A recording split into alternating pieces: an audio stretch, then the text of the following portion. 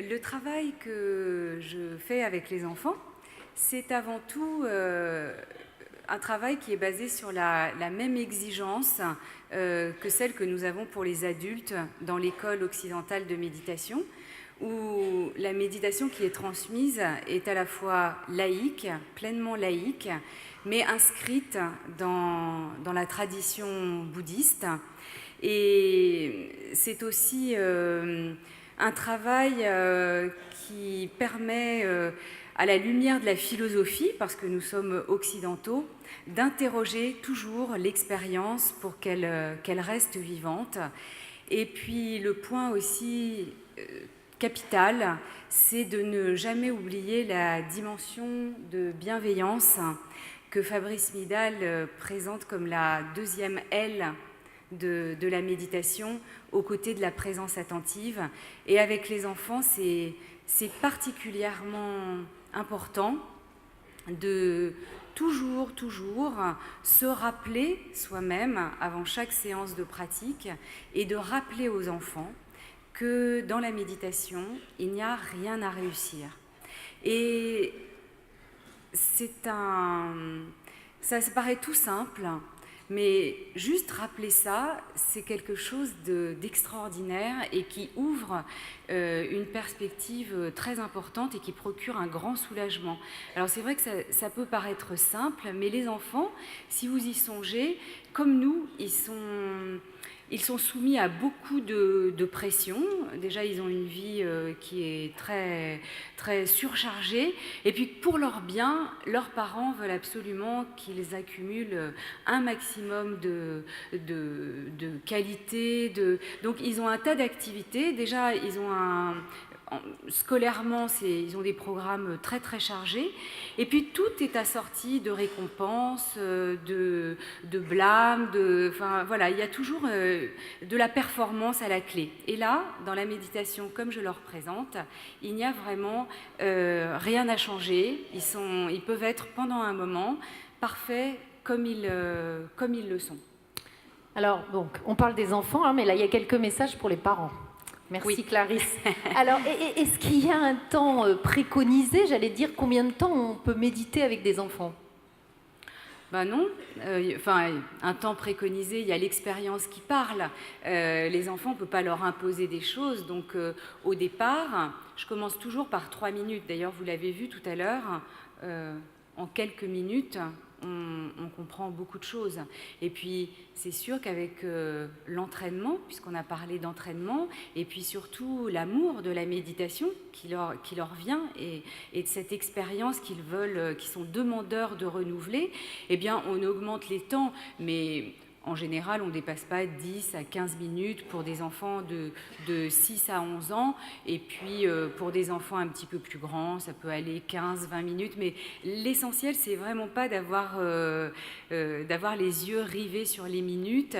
Et surtout, nous, les adultes, on doit se défaire de cette manie qu'on a de penser que la méditation a été réussie parce que les enfants n'ont pas bougé et qu'ils sont restés sages comme des images.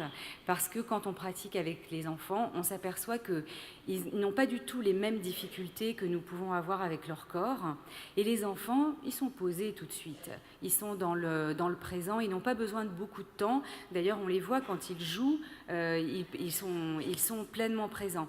Non, ce qui est vraiment capital, c'est les enseignements qu'on va faire passer, que je vais faire passer pendant ces séances.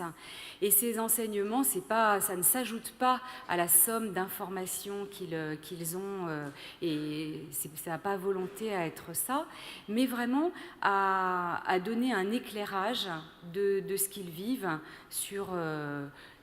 pendant la présence attentive, j'allais dire sur le coussin, mais il n'est pas du tout obligatoire d'être sur un coussin, mais en tout cas pendant l'assise. Et ce n'est pas du tout une banque d'informations, mais c'est plutôt autour d'échanges. Et j'ai beaucoup travaillé à essayer de rendre toutes ces notions, justement, comme l'expérience, un tas d'idées comme ça, de notions qu'on doit faire passer. C'est important. Ce matin, on a entendu plein de choses que les adultes peuvent comprendre, même l'attention. Et pour les enfants, il faut l'adapter, il faut prendre des images. Alors, dans la tradition bouddhiste, on en a pas mal. Voilà, on va donner, mais je ne sais pas ce que vous en pensez, Clarisse, mais je trouve qu'on a un public qui est presque aussi attentif que des enfants. Hein. Ils sont plutôt bons, plutôt bons. Alors, justement, des exemples, on a envie de savoir comment vous vous y prenez et quel type d'enseignement, justement, vous pouvez proposer à des enfants. Le premier exemple, donc je vous le dis, je m'inspire beaucoup de la tradition bouddhiste parce qu'il y a un tas de choses il y a un tas d'histoires. Mathieu Ricard nous en a raconté quelques-unes et elles sont très très éclairantes. Donc pour l'esprit, par exemple, on a vu tout à l'heure que quand on se pose, qu'on fait silence, notre esprit, lui, il ne fait pas silence du tout, et tous les intervenants de ce matin l'ont évoqué en parlant de tumulte ou de trop plein de pensées. Et d'ailleurs, il y a beaucoup d'adultes, on l'a vu, qui pensent qu'ils ne vont jamais pouvoir méditer à cause de ce tumulte, ça ne va jamais se calmer. Et les enfants, c'est exactement la même chose. Et j'emprunte à une parabole quelques éléments, d'ailleurs, qui s'appelle le sentier de Shamatha, et qui décrit le méditant qui chemine posé sur un éléphant, et l'éléphant représente l'esprit. Et l'agitation de l'esprit est symbolisée par un petit singe très facétieux qui mène la danse au début, qui est très très agité, qui perturbe absolument tout et qui est devant sur le chemin. Et ça, c'est très parlant et c'est une image qui est très forte.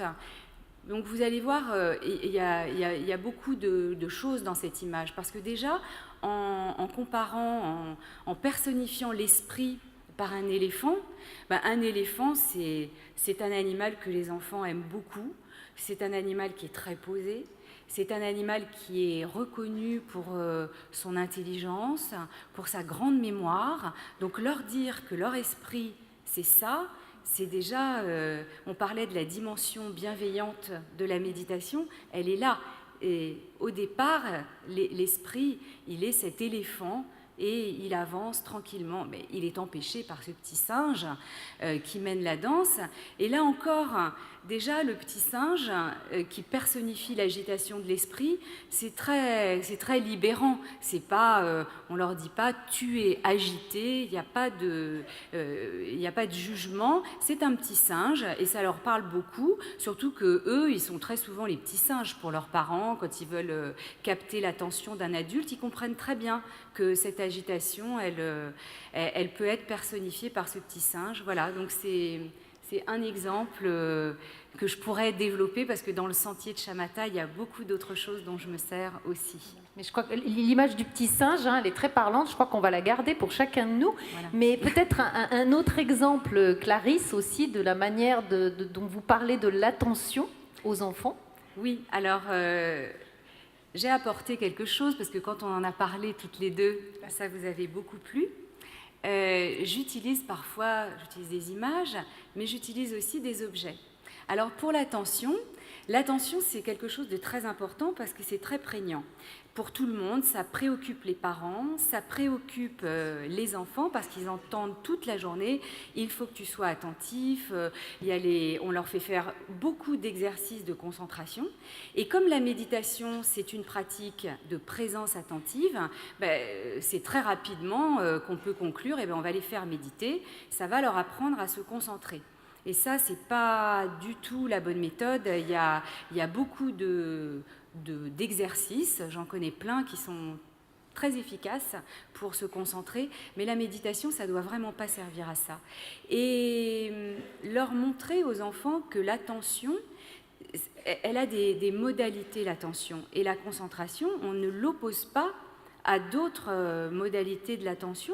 Il faut bien être concentré à certains moments. Et à l'école, c'est très recommandé d'être concentré pour écouter ce que dit la maîtresse ou au collège, pour écouter ce que disent les professeurs. Alors, j'utilise soit un éventail, soit un petit objet. Vous allez voir, je vais le déplier, vous allez voir ce que c'est. Ça plaît beaucoup aux enfants. Vous voyez, on voit que ça va être coloré, ça les intrigue beaucoup. C'est une sorte de... Je sais pas comment on appelle ça, Alors, une fleur. C'est petit, mais j'espère qu'on le voit bien à l'écran. Montrez-le bien, Clarisse. Oui, mais je vais le déplier, vous allez mieux le voir. Et c'est ce qu'on pique dans les coupes de glace. Et là, vous voyez, quand c'est ramassé comme ça, ça fait comme un éventail ramassé. Et je leur explique que ça peut être ça, la concentration. La concentration, c'est quand l'attention est complètement ramassée, focalisée, et c'est très utile à certains moments. Et quand on commence à se familiariser avec l'attention, qu'on peut apprendre à la développer, à l'ouvrir un petit peu, par exemple, quand on porte l'attention sur le souffle, on voit là, voilà. On voit. Voilà. Et puis, il y a des moments, on peut l'ouvrir pleinement. Et vous avez entendu le joli bruit, c'est du papier crépon. Et quand l'attention est ouverte, quand on est pleinement présent, elle est comme ça, notre attention. Il y a plein d'alvéoles pour capter tout ce qu'on entend, tout ce qu'on voit, tout ce dont on a parlé ce matin, la façon dont on se sent, la façon dont on sent les autres. Voilà, c'est un autre exemple de... Une belle image. De ce que je peux utiliser. En conclusion, Clarisse, un petit mot, la méditation, finalement, c'est pas une technique? Ah non, non, c'est pas une technique. C'est plutôt un chemin, et justement pour développer une très belle attention, un chemin de bienveillance. Et je crois que c'est un magnifique cadeau pour les enfants, et c'est encore un plus grand cadeau pour les adultes qui pratiquent avec eux. Merci Clarisse Gardet.